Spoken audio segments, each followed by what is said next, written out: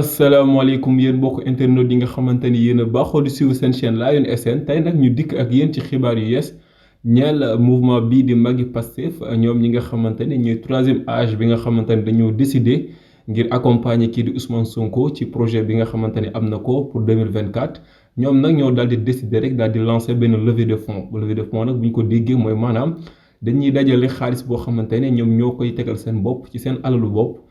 daal di koy jébbal li nga xamante ne moo di parti Pastef bu ko defee mu mën a aider Ousmane Sonko ci projet bi nga xamante ne mettre na ko en place te moo di la conquête du pouvoir en 2024. ñoom Maggi Pastef nag loolu di wane seen engagement ak seen dévouement jëm ci seen leader bi nga xamante ni ñu bëri dañoo jàppoon ni xale yi rek ñoo nekk ci ginnaawam ñoom nag ñu mel ni rek bëgguñu ko bàyyi benn yoon xale yi waaye dañoo bëgg ñëw daal di jàppale ki nga xamante ni moo di Ousmane Sonko di seen candidat di aussi seen espoir. ci leneen li ñuy àddu rek mi ngi ñeel kii di Ndeye Khady Ndiaye moom nag mu nekk borom Sweet Beauté waaye Ndeye Khady Ndiaye yéen ñu gën ko ràññatle ci coowal Adji Sarr moom nag mu dal di génn def benn live doon leeral rek jafe-jafe yi nga xamante ne jot na ko dund ñeel coowal Adji Sarr lii rek muy fàttalin moom Ndeye Khady Ndiaye xaw tuuti mu ñàkk ci doomam ci coow lii ndax moom gannaaw ba mu tawatee doomam tawat ñu dal di koy woo di ko indi ci commissariat ba di ko jaabanteloo ba mu nar a ñàkk tu tànkam bi moom nag muy xamle it ci live bi ne moom Ndeye Khady Ndiaye rek jot nañ ko proposer la somme de 15 millions de francs CFA ngir rek daal di koy noppiloo wala boog mu indi beneen version boo xamante ne dafay dugal ki di leader de Pastef di Ousmane Sonko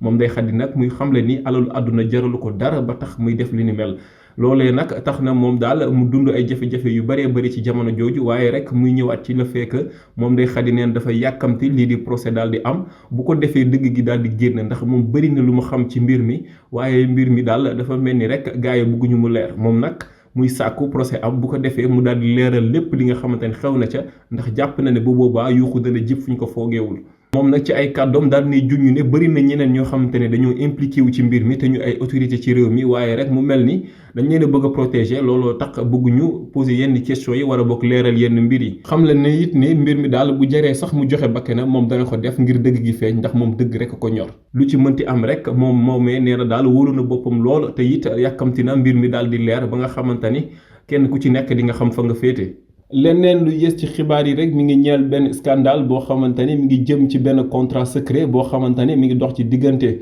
ki fi newoon ministre de l'environnement ak ministre des finances muy respectivement Abdou Karim Sall ak ki nga xamante ni mooy Abdoulaye Daouda Diallo loolu nag mi ngi xew en décembre 2021 ñoom ñaar nag mu mel ni dañoo signé rek benn contrat d'affaires ak benn homme d'affaires boo xamante ni homme d'affaires nigérian la boo xamante ni dañoo jàpp ni homme d'affaires boobu daal di setul mi ngi wuyoo nag ci turu Aboubacar Hima ñu koy woowee Petit Boub moom moomee nag gannaaw ba nga xamante ni dafa jokkoo ak ñaari ministères yi ba signé benn contrat boo xamante ne contrat bu secret la lu ñeel wàllu armement